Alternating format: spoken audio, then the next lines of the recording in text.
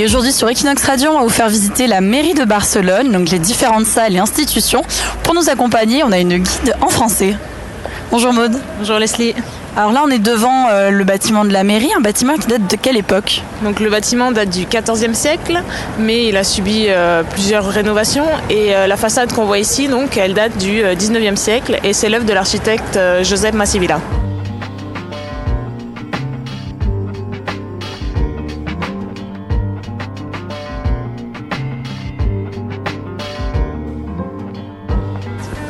Donc là, on vient de la place Jaume.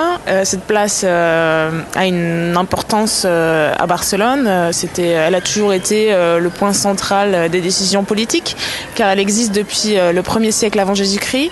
Donc dans cette zone-là, il y avait un forum et un temple dédié à l'empereur Auguste. D'accord. Et là maintenant, on est où ? Dans le patio de la mairie ? Exactement, on est dans le patio. Et en fait, on voit très bien la délimitation entre le bâtiment néoclassique, la façade néoclassique du 19e siècle et l'ancienne façade, donc, qui est juste derrière moi, du 14e siècle. Très bien, bon, on va aller découvrir cet endroit. Allons-y.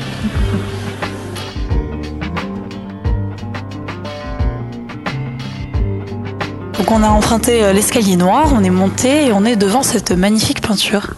Oui, donc c'est une œuvre de l'artiste Miquel Viladric. Donc il l'a faite en 1930 et elle représente donc Catalunya et ses traditions. Elle s'appelle Cap i Casals de Catalunya. Et donc en fait, elle reprend le poème de Canigou, du poète de la Renaixença catalana, Jacint Verdaguer. Donc là, on est dans la galerie gothique. Oui, exactement. Donc cette galerie date du XVIe siècle. Et donc elle est composée d'une série d'arcs sur des colonnes à chapiteaux décorés. Et il y a aussi des gargouilles.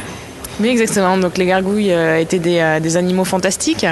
Et donc en fait, leur fonction était de purifier le bâtiment des péchés de la ville en rejetant l'eau de la pluie par leur bouche. Et cette galerie gothique, elle communique sur plusieurs salles. Oui, exactement. Donc en fait, elle communique sur les salles qui donnent au balcon donc, de la Plaça Jaume.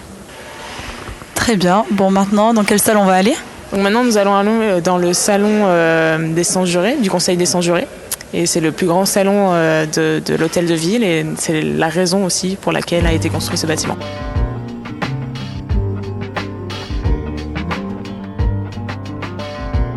Cette salle a été construite en 1369 par l'architecte Pere Llobet, mais elle a subi plusieurs rénovations parce qu'elle avait été bombardée aussi en 1842. Et donc elle a été reconstruite pour la première exposition universelle de 1888 donc, par l'architecte Domènech i Montaner. Et donc c'est un architecte catalan moderniste. C'est l'architecte du Palau de la Música, mais il a choisi de reconstruire donc dans un style gothique. Donc il y a beaucoup d'éléments gothiques. Et donc le seul élément moderniste qu'on a dans la salle, ce sont les lampes qui sont de Puig i Cadafal. Et donc elle servait de salle de réunion donc pour le Conseil des Cent-Jurés, donc pour décider du futur de la ville, des décisions politiques, etc. Et qui étaient ces Cent-Jurés ? Donc en fait, ces Cent-Jurés donc, représentaient toutes les corporations de métiers de la ville de Barcelone. Et donc si on regarde au sol, on peut voir les symboles de ces corporations, comme ici le boulanger. D'accord, et donc il y avait d'autres types de métiers ? Oui, il y avait tout type de métiers, poissonnier, charpentier, vraiment tous les métiers qui étaient représentés.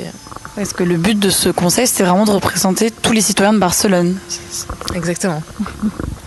Et est-ce que cette salle, elle sert encore aujourd'hui pour le conseil municipal de Barcelone ?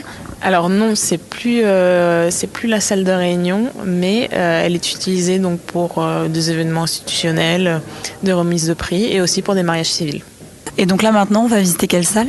Donc maintenant, on va passer à l'actuelle salle de réunion du conseil municipal, la Sala de la Reina Regent.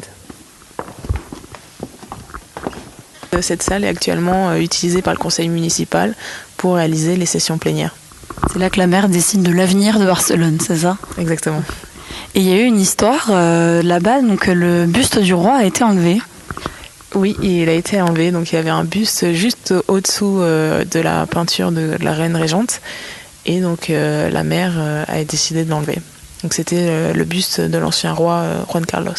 Le buste du roi est devenu très célèbre. Tout le monde nous demande où est le buste. Je ne sais pas. Il doit être caché dans une armoire, peut-être dans la mairie. Et donc là, du coup, on est assis sur les sièges. Donc là où se réunissent les adjoints de la mère, c'est bien ça. Et derrière, il y a aussi des bancs. Oui, il y a 2 tribunes en fait. Une est pour la presse et l'autre pour les citoyens. Donc le public peut assister aux sessions. Ils ont juste à s'inscrire sur Internet. D'accord. Et donc c'est tous les derniers vendredis du mois. Exactement, oui.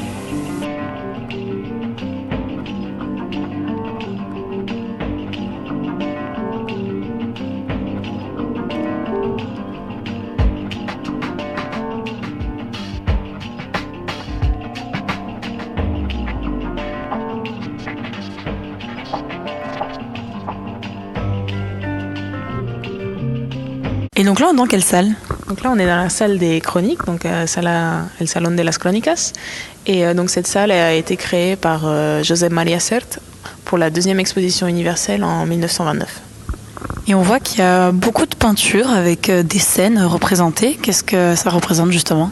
Donc en fait, ces scènes représentent les chroniques de Bernard Desclaux et Ramon Muntaner, donc qui relatent l'expédition des Almogavars en Orient. Les Almogavars étaient des mercenaires aragonais catalans, et donc ils étaient embauchés par l'empereur byzantin pour combattre contre les Ottomans. Et cette salle des chroniques, elle sert à quoi aujourd'hui ? Donc cette salle sert pour des événements institutionnels, remise de prix, cérémonies, etc. Très bien. Bon, ben maintenant, on va monter en haut du bâtiment, on va aller au Mirador. Exactement, et nous allons avoir une vue privilégiée sur tout Barcelone. C'est parti.